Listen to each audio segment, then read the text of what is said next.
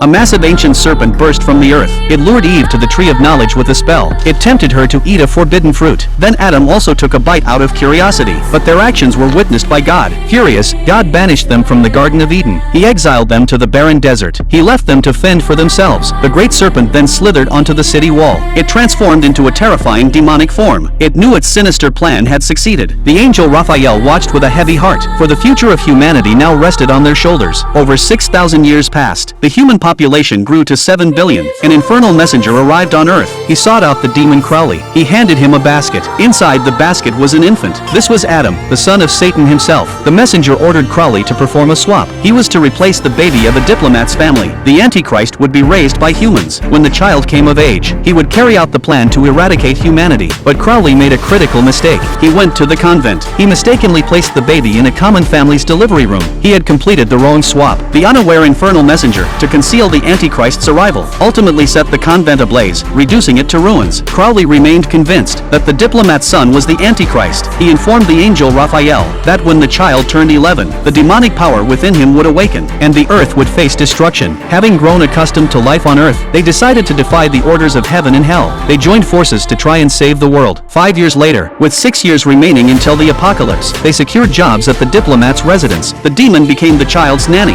The angel became the gardener. Their goal was to influence the child's development. The angel instilled concepts of goodness in the boy. The demon taught him wicked ideas. Through this constant clash of good and evil, their influences ultimately canceled each other out. The child became an ordinary human boy. To maintain their cover, they often used a lift to report their progress to their respective superiors. When the demon reported to his superior, he lied, claiming he was nurturing the boy's evil nature. He assured her that Earth would ultimately be destroyed. 11 years passed in this manner. With only 6 days left until doomsday, the demon accidentally learned crucial news. On the Antichrist's birthday in 2 days, hell would release a ferocious hellhound. It was coming to obey Adam's commands. Once Adam named the hound, he would gain his full demonic power. Humanity would then face extinction, so the pair immediately reached an agreement. They decided to kill the hound. Finally, the day of Adam's birthday arrived. Hell promptly released the hellhound. The angel and the demon anxiously waited for the hound's appearance, but it was nowhere to be seen. Meanwhile, in another quiet town, the true Antichrist, Adam, was celebrating his birthday with his friends. Suddenly, the hellhound appeared. It bared its sharp fangs. It began searching for its destined master.